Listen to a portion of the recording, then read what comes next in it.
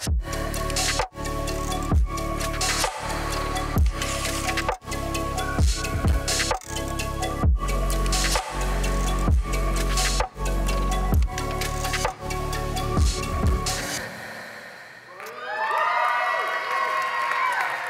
Sunday last year, mid-house church gathering, I freaked out and I ran away.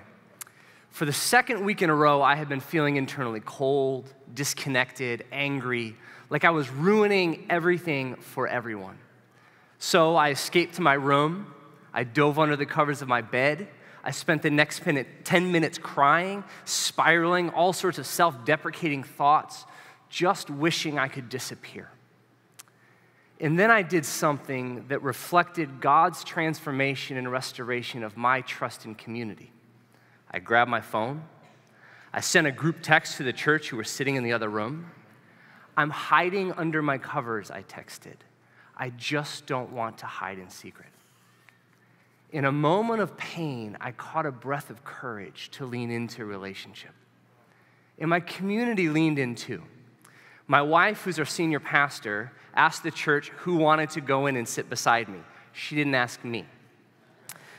In came Lucy, who knows depression far more deeply than I do.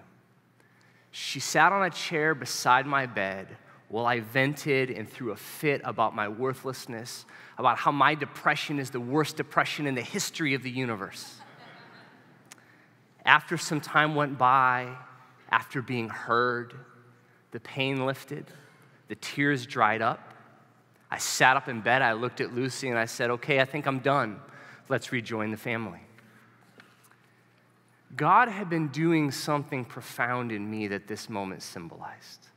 Moments I had been wronged were being made right. My trust in the healing power of God through the humanity of others was being restored. You see, I found restoration not by escaping to the secret place alone with Jesus, but by leaning into deep, vulnerable, risky community, the embodiment of Jesus.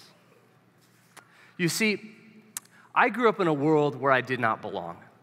I grew up in Asia where my siblings and I were the only white kids in a city of 2 million. I didn't look like, talk like, or act like anyone around me.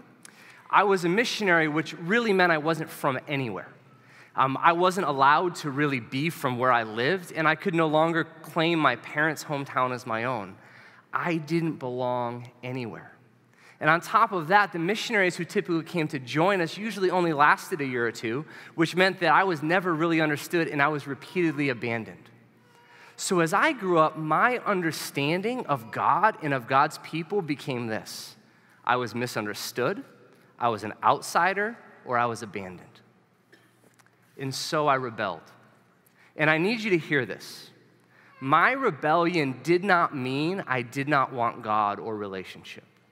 My rebellion was a protest against pain. I hid parts of myself terrified that I would be rejected if I was seen.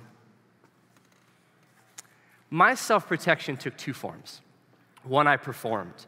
I became an emotional support to my mother, a peacekeeper in my family, a translator, a teacher, a pastor, and so many more roles, all in the hopes that these roles would make me significant enough to belong. And I escaped. I found places where I felt seen and valued and where I belonged. As a kid, I would daydream, I would hike, I played sports. As I grew older, I found images and videos online of voices and of eyes who promised to see me and to value me. And yet, the more that I performed, the more people appreciated my performance and saw me as the roles that I was performing and not as me. And the more I escaped to porn into places that offered false but very experienced sense of belonging, the more there was of me to hide. And the more terrified I became of being rejected and misunderstood if I actually was to be seen. I only felt more powerless. And this painful cycle played on loop over and over and over again. And then two things happened. After a traumatic season of ministry, I gave up. I quit.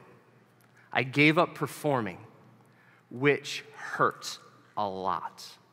I feared the utter aloneness of no longer being who other people wanted me to be. And at about the same time, my wife and I planted a little bit of an experimental church, a community attempting to provide reparative relational experiences for men and women like ourselves who have been hurt by church, helping us to reimagine Christian community and discipleship by leaning into the pain that we all carry and not away from it. It took courage for me to show up in my community, to allow myself to be seen, to show my whole self after years of pain and distrust. And it took courage from my community to not run when things got messy, but to fight for connection and relationship. It took years of courage. I was not restored by Jesus by retreating to the secret place alone with God. I was restored by Jesus by leaning into deep, vulnerable, and risky community, the embodiment of Jesus. And I discovered something profound about restoration by leaning into community through moments like when I hid under my covers next to Lucy. Restoration can happen in community because it's in community that all of me can be seen. It's in community that all of me can be loved and accepted and valued. I don't have to hide my ugly, even as a pastor. And I found that actually the more of me that I brought, the more my community brought of themselves.